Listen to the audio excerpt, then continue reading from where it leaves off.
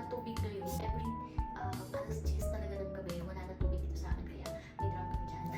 Ang gamit ko palang Rejuve is from Sugar Dolls. So, ika-13th day ko na siyang ginagamit. And, ayun, as you can see, nung unang video ko talaga is meron akong pimples dito yung dalawa. So, hindi naman ang ganda. So, ito yung sabon niya. Sabon ni Sugar Dolls.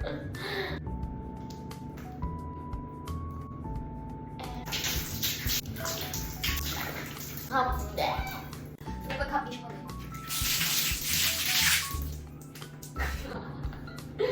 Ako alit na tubig. Dahil ako makeup wala natin kung ano-ano halik-halik dyan.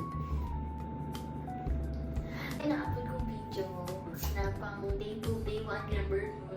Draft ko na pumili na. So, ito na talaga yun. Day 13. Ito yung headband ko. So, dinilip ko din ito sa basket ko. So, ito din yung ginagamit ko. From Lux Organic. So, ito itong ginagamit. Pinaliman. Oops na. Ito, naka-glow dito ng skin. Ayan, tapos na ako mag-relax. It's time to use na yung Rejuve. So, wait lang, kulit lang siya. I'm back! So, ito yung toner nila. So, konti na lang po siya. 8:13 ko na to. Ayan. So, konti lang nilalagay ko. Pinapatch-patch ko lang siya. So, medyo, kung mag-feel mo, or mararamdaman nyo yung medyo, medyo may paghapi ng konti. So, natural lang din yan. And then, minsan, nagkakapula-pula, ayun mo mula-mula. So, isa din yun sa mga effect niya. So, natural lang yun. And, huwag kayo mag-worry. Safe naman to. So, actually, kanina hindi ako naglagay ng foundation and everything. So, ano lang talaga, yung sunscreen ito.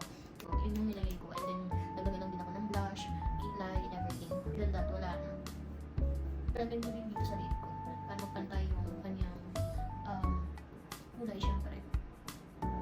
Ayan. Ito yung night cream nila. Ayun, makita ko sa inyo. So, yung Sugar Dolls kasi na rejuvenating set talaga is nakakatanggal talaga siya ng pimples, siya ng skin. And hindi mo na kailangan magpa-derma ka ng Berlo kung wala kang budget. So, rejuvenating set from Sugar Dolls is not for you. So, ayan. Ang ganda din nito. Lakas maka-glow talaga, promise. So, actually, meron akong video na hindi pa na-upload na talagang namalat ako. So, abangan nyo yun. Nasure kung ibang videos ko siya bago namalat ako.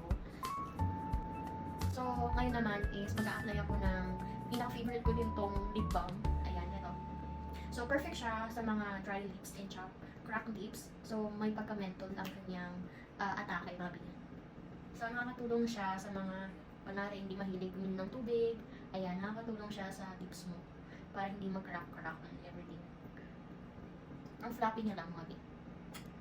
Ayan guys, ililink ko siya dito sa video ko and i-check out yun na to habang hindi pa sold out. So, nandito lang siya sa yellow basket ko and sabay tayong mag-glow for this FY 2025. Bye!